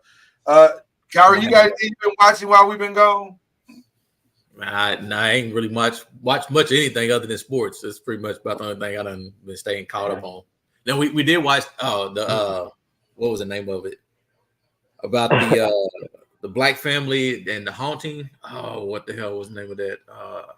There's a movie? Yeah. It's on that. I think it's on Netflix as well. It's about the house in Indiana. The Lee Daniels thing. Deliverance. Yeah, I saw that. That was that's the only one I've seen recently. That was kind of wild too. I wasn't prepared for the Christian horror movie. Yeah, I said, if people ain't saw it, I hope I don't spoil it. But when the little boy is in the damn hospital and he climbs up the wall, that was wild. But then when the nurse was out there and the dude said, "Take me to the room," and she said, "Nope." Like, no. You're like, you crazy as hell. I ain't gonna do that shit. I'm not gonna do that. Which, by the way, shout out to her, because I'm like, I wouldn't do it either. Hell no. But you're not gonna do it. Have me in that room with that little crazy nigga. I'm not doing that. It was actually a better movie than I thought it was going to be. I was shocked. It was better than I thought it was actually going to be. Mama Noise didn't watch it. I watched it, and she said, "Well, how do you describe it?" I said, "I don't really know how to describe it." I said, "It's like a Christian horror movie. That's what it is." It's the exorcism. I mean, it's this exorcist with black people. Yeah, that's a good way to describe it too. Yeah, it's literally all it is. because some of the same stuff you saw in The Exorcist, you saw in this. The kid floating, except for the kid running up the goddamn wall. Yeah. But yeah, it was wild. It was. I wasn't prepared for any of it, and especially Glenn Close. Glenn Close was wild. Wow. Hey, she was made it. So how you gonna? What I heard that they made Glenn Close Hood in this Hood is an in this understatement. movie. Hood is an understatement. Understatement, Mama Noise. Hey, she lived in the project. She came up through the project. She is the projects. He is. Glenn Close was the blackest person in this movie. Yes. So, she put weave in purpose? old girl's hair. I'm like, what the hell? See, was that on purpose? I mean, was we trying to belittle Glenn Close saying, No, she just that was the role that she played. She was the girl's mother, the main character's mother, and the main character was mixed, and she was that white black mom that we've all seen before in the hood. Mm-hmm. But she was black. Now she's blackity black in this movie. Like she was. I mean, you could argue she was a nigga. She was a nigga. She was nigga-esque. If you didn't know that was her, you never knew anything about Glenn Close and all the stuff she's done, you'd be shocked. You'd be shocked in this movie. Like, is this the same chick from Fatal Attraction? Like, for real? It'll throw you for a loop. You're like, what? Yeah, it threw me for a loop. I wasn't prepared, especially when she got. Well, I ain't gonna spoil it, but you know what I'm talking about. The line she dropped in the movie, you like, Glenn. You were not expecting it. I have never heard you talk this way. Never. Never heard you speak in such manner. So, okay. Yeah, if you're a Christian, watch it with somebody. Don't watch it by yourself. It's a Christian horror film. Like, it's a real Christian horror film. Like, that's the best way I can describe it. It's wow. It's a wild time. Now, I'll probably never watch horror it films. Yeah. If you like horror films, you'll watch it. Then ain't gonna bother you a bit. If you're into horror films. Because I didn't even think it was that scary. It was just wild. It was just a wild time. It's just like no different than watching like all the other ones, The Exorcist, Damien, and all them. It's literally that same type of movie. That's all it is. So anyway, Mama Noise, have you seen anything that you want to share with people? I heard a lot of people that kept recommending to see that Rebel Ridge on Netflix, and that's good, Mama Noise. And I was trying to watch it and stuff, but I'll be honest with you, I'm a different kind of person. I kept feeling uncomfortable the whole startup of the movie because it kept showing, the black man being harassed by the police and stuff, and it was making me uncomfortable. Did you watch the whole thing though? No, I stopped in the middle and was like, I think I can find something else to watch. I'm gonna watch it with her, Ron, because I haven't seen it yet. Watch the whole thing. And I think she'll be all right once I watch it with her. When you say how far did you get? Did you get like to the middle? No, not that far. Oh damn. I don't think so. I mean he was really listen. I don't think I've been right ever since. I'll be honest with you. I don't think, or should I say full disclosure, I don't think I've been right ever since George Floyd. And that's fair. Every time I something comes on with like, that's how you start. You like, man, come on. It's like, how they kept saying, why do we keep coming out with slave movies when you feel like I feel some type of trauma towards these type of things, but yet we keep coming out with them all the time. It's like, I get it. It's a history lesson. I got it. We didn't know this part. I got it. But why do I have to keep, it's like, what was it? What was that one movie? Something in a Slave or something. 12 Years a Slave. 12 Years a Slave? Yeah, 12 Years a Slave. Then it's like, then it's this, then it's that, then it's this, then it's that. You're like, okay. Then somebody went ahead and put it in a nutshell on Facebook. They was like, look, this is trauma for us. Why do y'all keep coming out with these movies? Like, we want to sign up and pay to watch movies that remind us of the trauma and stuff that, our ancestors experienced. So well, you know what Cousin Noise would say. He would say we have to. But see, here's the other part of it, Mama Noise. Why you saying it's trauma is because we didn't stand up for these movies. Now they took it out of schools, and now we can't even get them to do nothing. We can't even talk about it in school no more. We didn't want to eliminate it altogether. So it's the catch-22. You know what I mean? Like, but I think it was like last week or something. I put on my wall. I was floored when I saw the list of books that have been taken out of the library, put it on the banned book list. These books are not books that need to be banned. I could understand a couple of them, but they went and really reached and got some books that you going, man, I grew up with these books. Yeah. Basically now any book that makes white people feel sad. There's a lot of stuff that makes us sad. Yeah. Well, I'll tell you, Mama Noise, for Rebel Ridge, you got the trauma at the very beginning, but as you watch it, you start to feel a little bit better. I mean, it's actually a better movie than what I thought. You really got to watch it because I got to ask you and Lloyd a question about the black woman. So when you watch it, okay. So by the time we come back next week, we'll have watched it. We'll have. Okay. I'll see what Mama knows. We'll watch it. Two other things that we watched I watched that were interesting. Did y'all know Kevin Hart had a new show out, a series called Fight Night? It's on Peacock. Yeah, I heard about that. It stars Kevin Hart and Samuel L. Jackson and Terrence Howard and Taraji P. Henson. That's a series? Yeah, it's called Fight Night. It's actually really, really good. And here's what's interesting. We keep having this conversation. About this is the best thing that Kevin Hart's done because he keeps getting better and better. And even in this, he's really, really good. But this is not just about him. He's just a part of the whole. And the sum total of the whole of Fight Night is really, really good. And I'm going to say something that I've never said about something that Kevin Hart is in. I could see this being nominated for like a Golden Globe or an Emmy or something like that. Like, it's pretty good. It's actually pretty good. The 70s movie. It's like the 70s movie based in Atlanta, also based on a true story. So I think I would recommend that tremendously, called Fight Night.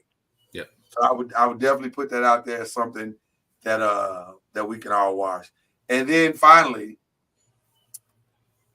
we got kind of the end of Power. Kind of.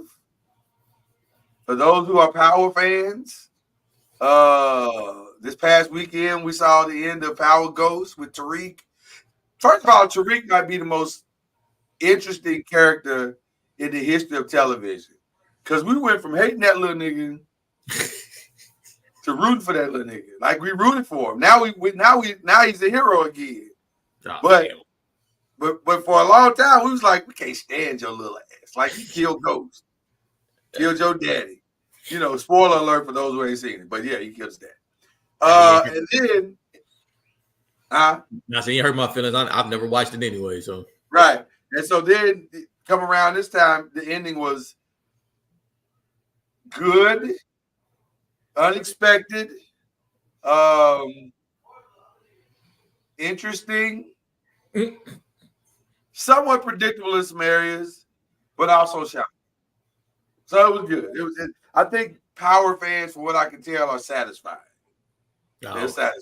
So everybody feels good about it. See, Mom knows how you feel about how they do all the cop shows. It's how I feel about how we get all the shows like Power, Shy. All this shit's just the same. Yeah, kind of. Yeah. Listen. That movie, I tried to just watching the previews of the commercial make me uncomfortable. Yeah. Well, the Shy and stuff like that. Well, speaking of uncomfortable, I tried to watch a new series today. 911. Have y'all been watching now? Have y'all seen 911? Well, that's the one. Is that the one with Angela Bassett in it? Angela Bassett, yes, stars in it. I tried to start a new season of that today just to see, because I've been hearing about this episode that they started with to start the new season. And it was surrounded around killer bees. and I thought I could handle it. But I got about 5 minutes in, like, nope, this ain't for me. You said this would have been that Tommy drop. Let me tell you something. This was completely Hell no, can't do that. Facts. Let me tell you something. All them bees, and I know these, and here's what's crazy. I know that these are computer-generated bees. I know that. These are not real bees. That shit freaked me out. I was like, I'm not gonna be able to. But see, now I'm torn. Let me just tell you, I'm torn. Because I've watched about 5 to 10 minutes, and I kind of want to see how it ends. But I don't know if I can sit and watch the whole thing and not be up all night going, what was that? What was He's had some fly bad noise you heard. Bruh, it's the first 10 minutes of the thing, or 15 minutes of it is wildly disturbing. Like wildly disturbing. And you just like, understand. You're like, this might not be for me. I don't know if I can. So it brought up something that was interesting because Tony Baker, shout out to the great comedian Tony Baker. He did a thing on his Instagram, and of course they took it down. But he did one of his animal videos, and in the animal video, a chicken was on the ground trying to escape from an eagle, and the chicken tried to fly, and the eagle literally caught him as he was going in the air and then flew off with it. And I said, and Tony Baker's thought was, aren't you glad that animals don't really care about us like that?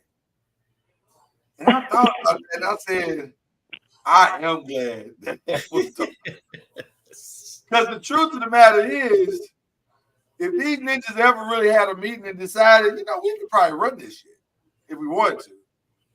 We'd be in a lot of trouble. I ain't gonna hold you. We'd be in a lot of trouble. The eagle was trying to get him a 2-piece. Say it again. The eagle was trying to get him a 2-piece. Wow, Mama. Damn. But think about the chicken who tried to take. But think about the chicken who tried to take off and fly, and all of a sudden the eagle caught him, and his ass started hitting the air, and he started feeling good about himself, thinking he's really flying. Yeah. That's no, he knew his life was over with. Well, and then here's the other thing. What is he gonna do? Like once they get to wherever they're going, is he gonna pluck it? I don't know. That's a bad situation because once he takes off the whole turf, is he just gonna eat up the feathers? I don't know. That was why they even took him in the first place. But he's gonna drop him from somewhere because when he let his ass go, that's a long drop.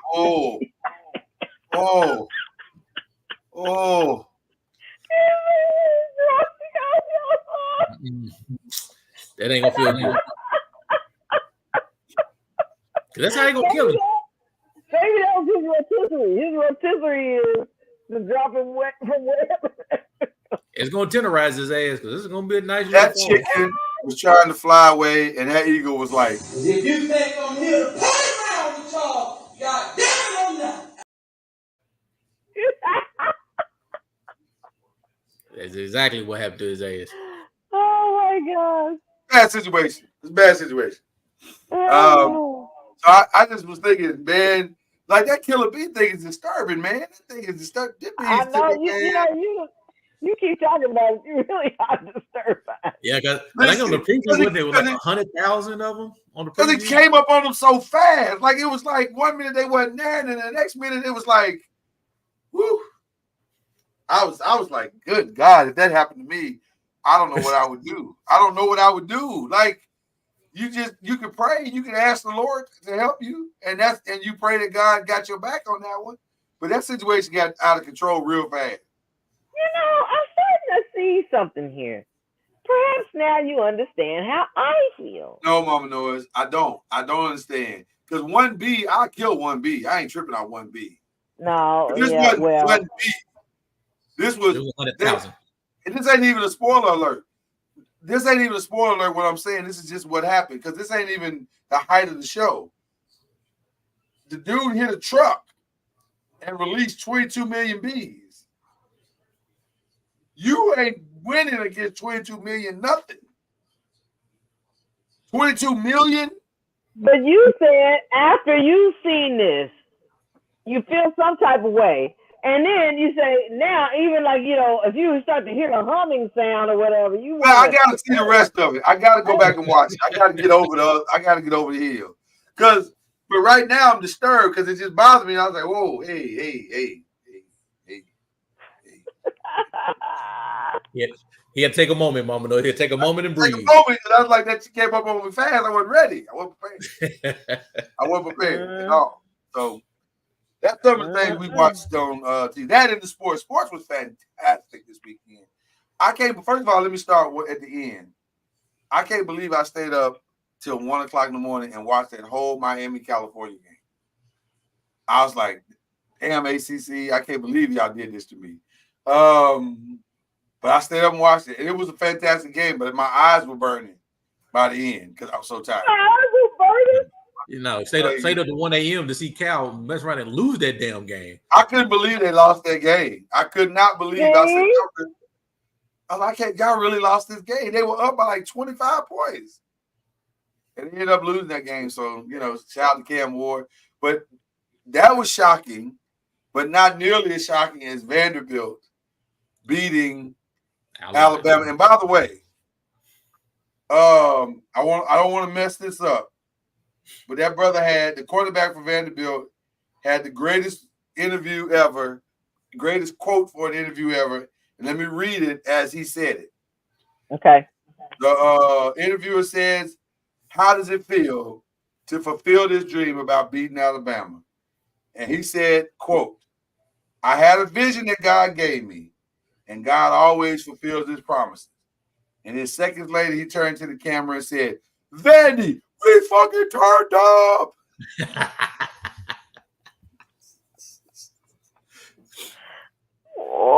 Okay. He went from Jesus to the devil within 2 minutes. I mean, flat. Maybe that's just how he prays. Maybe that's how he gets his praise on. Okay. He had a good time at night. He had a blast. And let's be very clear about something else that he discovered. I hope we still got that drop. Yeah, we still have that drop. Yesterday's price is not today's price. Facts. I love that drop. They might not win another game rest of the year. But he can charge whatever he wants on NIL, that's for sure. Yes, sir. That brother his NIL money just went through the roof. Oh my God. That was a huge win. And Arkansas got a huge win against Tennessee. That was a big win. There's a lot of big wins. But the biggest win may have come Saturday night from the University of Arkansas Pine Bluff band. Everybody saying, band? Like, what did they do? I turned on the WWE pay-per-view, Bad Blood. And the main event came up with Roman Reigns and Cody Rhodes versus the Bloodline. And the Bloodline came out first, and they came out, and Solo Sequoia and his the other his tag team partner, they came to the ring and they waited. And then all of a sudden a band came out and they started playing Cody Rhodes music. And I was like, okay, that's kind of cool. And then I looked on the emblem on their chest. And I said, wait a minute. I know that emblem. That's UAPB. University of Arkansas Pine Bluff. Cody Rhodes and Triple H invited the University of Arkansas Pine Bluff because early at the first game of the year, University of Arkansas Pine Bluff played Arkansas up in Little Rock, and they played Cody Rhodes music. And that video went viral, and the WWE saw it. So they invited the band to come out and play on the pay-per-view. I thought that was the coolest thing. I said, well, look at that, man. That's a memory, and that those kids will never forget that they played WWE event. That was it the amazing. whole band? The whole band. The whole band. They was all around the ring and up the aisle. It was a whole band. It was very cool. Very, very cool. So, I mean, drums, horns, everything. Nice. So that was very, very cool. So shout out to the University of Arkansas Pine Bluff Band. And also shout out to the young man for University of Arkansas Pine Bluff that he had a really horrific hit in the game this weekend. Oh yeah, I heard about that. A lot better. He was temporarily paralyzed for a little while. And, damn. And I think he's doing better.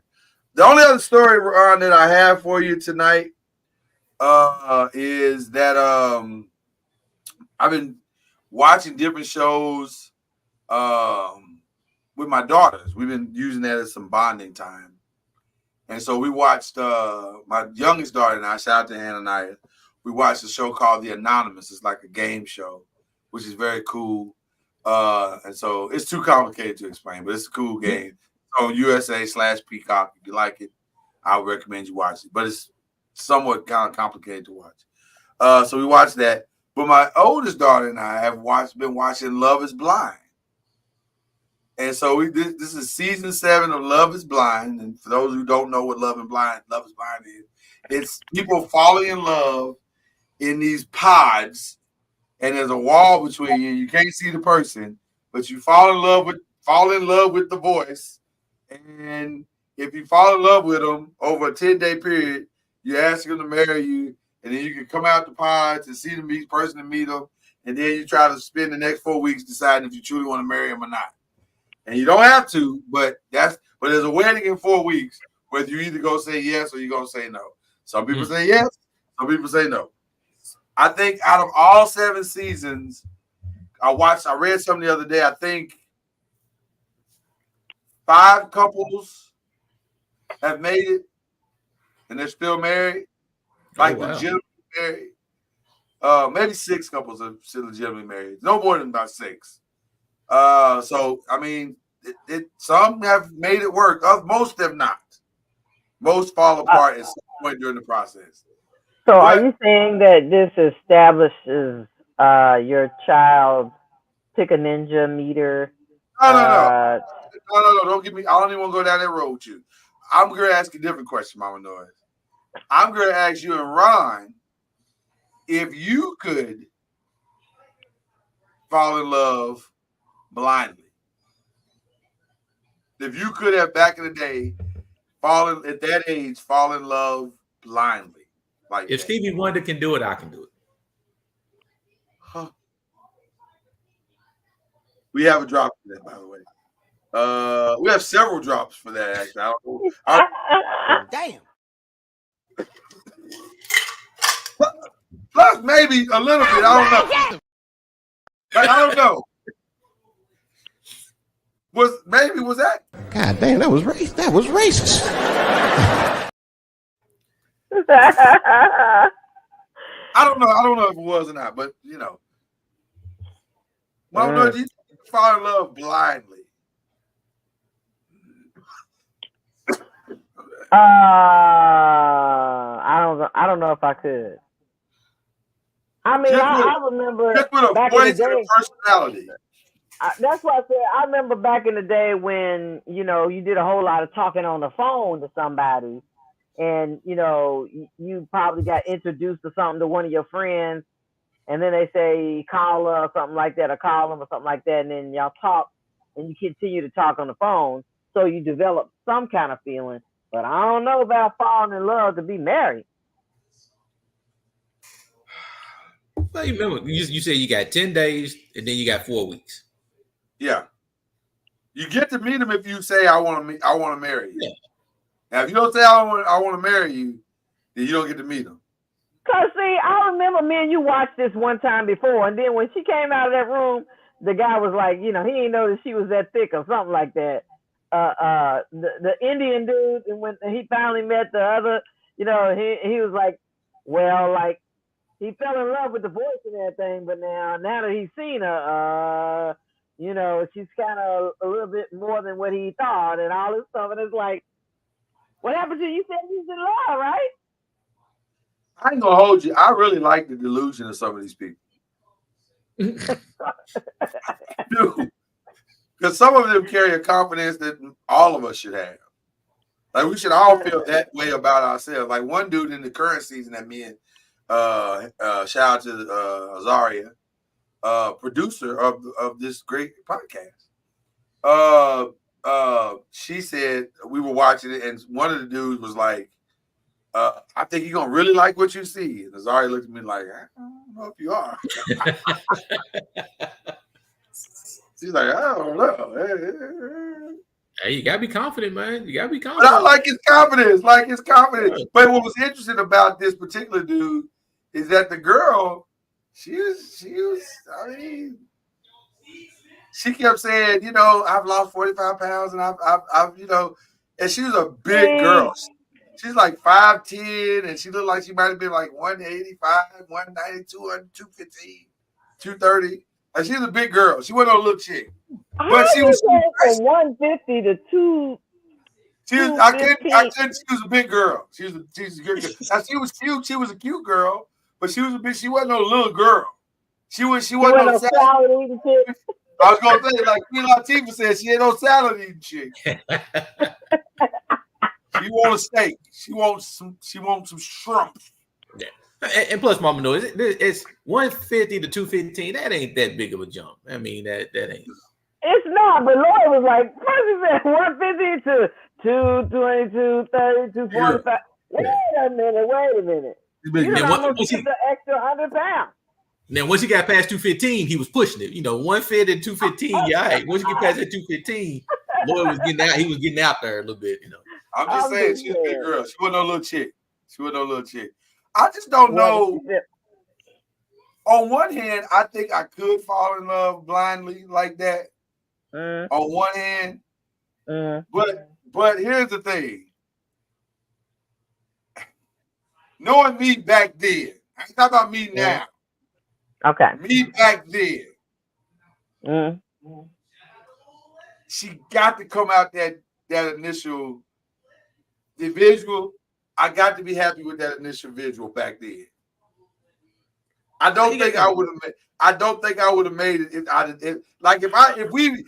I say I want to marry you, and then we get to the thing, and they open them little doors, and I look across, and I'm pleased with what I see, we might go the distance. It's possible we might go the distance. But if I open the door and I go, damn. Well, you losing instantly if you go, damn, when she first walk in, that's pretty much a done deal. We were very, very visual at that particular time. I mean, because you already knew what you wanted. You wanted a girl that was this, you know, she had that, or she was about yay tall, or about yay big. You already had in your mind what it is you wanted in a person. Well, Mama Noise, not only was I visual, but if we keeping it a buck, I was also shallow. Like when you're young, you shallow a little bit. Like you don't really have no real depth. So I think even when you're young, you really don't have. You like to think beauty is skin deep, but you know. But even when you was young, your perception of what you want was really not what you really wanted. I mean, you always pick something that was kind of close to where you was because you didn't really know what you wanted back in them days. Hell, you took just about anything.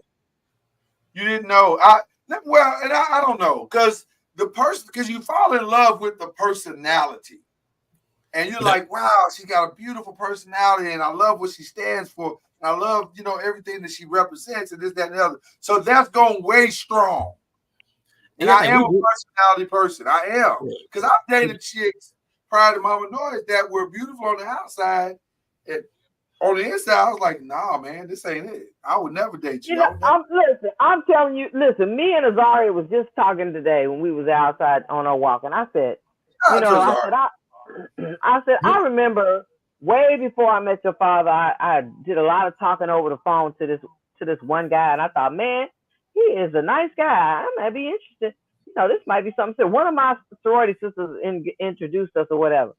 And then, you know, we kind of started dating or whatever. I said, okay, this was a wise step for me to take, you know, us having all this conversation over the phone. Then now we trying to start dating or whatever. As soon as I made him mad, that dude went and cut up everything. I said, what the hell? I mean, I said, so clearly, The hell? you can talk a whole lot to somebody over the phone and without seeing them. But until Lloyd has always said this since I've known him, he said, you only know somebody best when you find out how they handle anger, how they get mad. Is this person going to turn into the exorcist? Is this person going whatever? Because you're going, oh, they real nice as long as everything's going fine.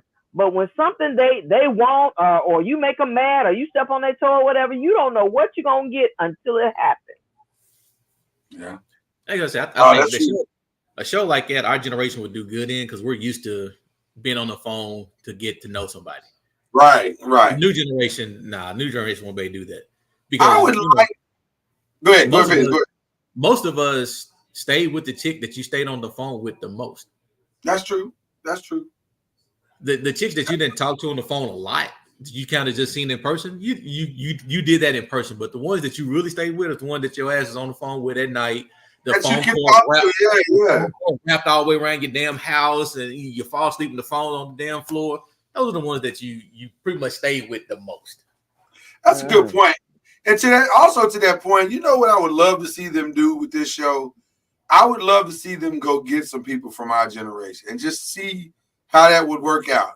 Like, they normally keep it 30, they keep it under 40. So it's like 35-ish and under. And that's fine, but I would love to see them do a 40 and up. And just see how it works out. You do this show without take cell phones away from them. Take cell phone, take internet, and just make them sit there. Yeah. Well, actually, they do that. They don't. You're not allowed to have your cell phone for the first 10. Well, I'd say 21 days. So the 10 days you're in the pods, getting to know each other, and then if they go on a vacation for like 7 or 10 days, they go like some exotic place. Because the first thing you do coming out of the pods is they send you to some exotic place and you're in a room with them, like a hotel room. So you can do whatever you want in that room. And a lot of them take advantage of that 10 days. Yeah. One couple, like in the one we watching now, it's like, oh, we've been having a lot of sex. We are right now. We are absolutely, and some couples choose not to do that because they like, I don't want to be played like that. Like, if this don't work out, I didn't have sex with you on TV, I look like a fool, so they kind of take it a little slower, which I like that approach too. I think I like that approach more, to be honest with you, because the last thing you want to do is play somebody or get played, on national TV, because Netflix got a lot of views. So yeah, because if I get the cell phone or he gets the cell phone, maybe he'll look you up. Well, that's why they don't give you the cell phone until you get back to. So the next thing that happens after you leave the resort place, the 10 days in the resort, now you spend the next 3 weeks living together in an apartment, and you go back to your regular job, and you got cell phones, and now you're trying to do life together, and you're trying to see, can we do life together? So it's like, wow. And that's how a lot of people get it. That's exactly where a lot of the couples break down, because they're like, oh, you different. Oh, okay, I see you crazy. Okay, yeah, this ain't gonna work because I can't marry crazy. So yeah, a lot of them don't make it out. Somebody who's nasty, you like, man, this person don't even take out the trash. What is happening? That is kills some of the relationships too, like your habits, your viewpoints, your life viewpoints, your family. Like, I done seen a couple of families get killed because one episode I'll never forget. I wouldn't watch with Zari, but I watched this one dude. He and this girl, it looked like they were gonna make it, and then the day of this dude's wedding, his daddy came, who he was kind of estranged from, but his daddy was like his hero. And so his daddy came to him and said, man, whatever you do, man, blah, blah, blah, blah, but keep it playing, blah, blah, blah, gave some terrible advice. And the next thing you know, the dude was leaving the girl at the altar.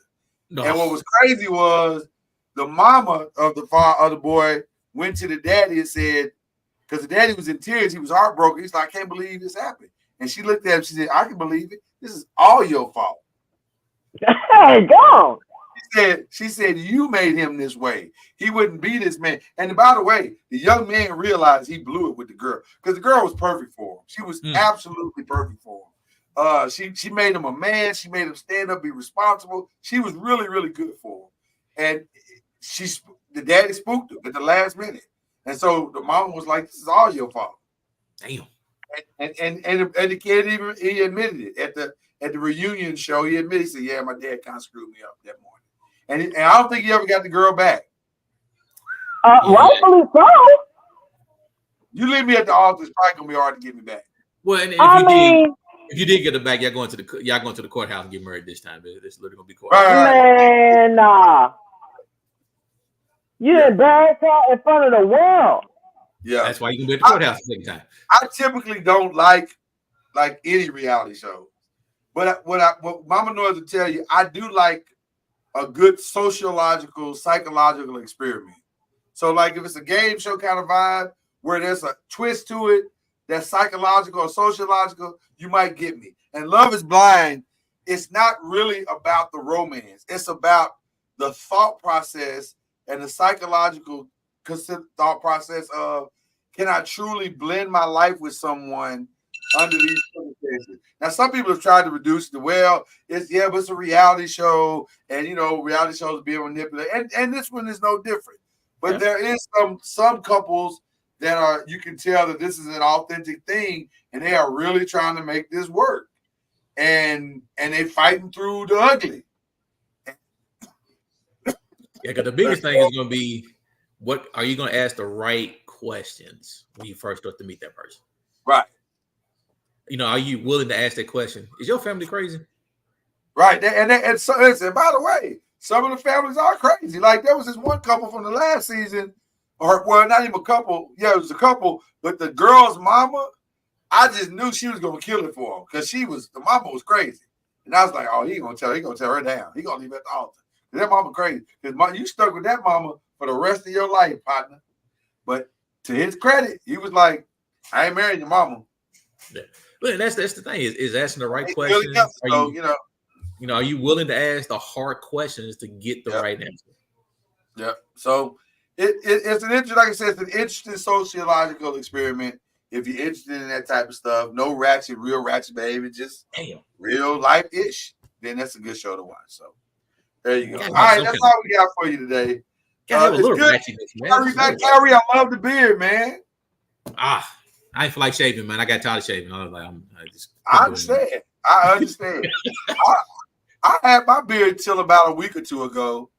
And then it just started itching real bad. I think I got like a little rash, and I said I gotta cut it off. That's kind of where I'm at. It's got to a point that I'm gonna have to cut it all the way back down. Take care of a couple of little spots and then let it. Yeah, that's what it was.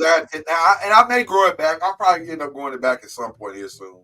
Yeah, I think Mama Noise likes the beard way more than she likes the goatee. She likes the goatee. She loves the beard.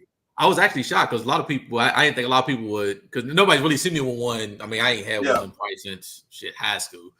Right. And they were just really kind of just rocking the small one. Then everybody started seeing me, like, who the hell is that? I was like, good. It worked out perfect. We haven't seen you in a while visually, even though we've talked through text. But happy anniversary to you and the missus. Thank you. Thank you. Yes. Don't ask me how long it's been. Don't even ask me how long it's been. I was going to be my next question, so I won't ask. Yeah, you're wasting your time, shit. I just tell everybody 89. That's the only answer I got. 89. I've been together a while, man. Yeah, 90. They have been together as long as I've known them. Literally. I've known them since 89. They've been together since 89. Yeah, I tell people too goddamn long. How long y'all been too goddamn long? Been a long time. Y'all at this point, y'all stacking up decades, like literally stacking up decades. We figure, once the kids are all gone, it makes it a little bit easier. You're literally at one left in high school, which is great. Got 2 years left on his ass, and he's done. Yeah. So, everybody have to get out. That's the real question. You gotta look at your life like that. You look at your life based on when your kids get out your house. You said the kids like he's got a 2-year expiration date. You like, You got 2 more years, Nitty. He gets that same eviction notice as all of them get. 2 days after graduation. Look, little nigga, you got to go. You got to go. You gotta figure out something. You gotta do something. Get out. Oh my gosh. Nah, but they still good. Like I said, like, again, Xavier's left, so this is his junior year. So he's looking forward to it. So we're gonna have some fun this year. And Elijah's in college, right?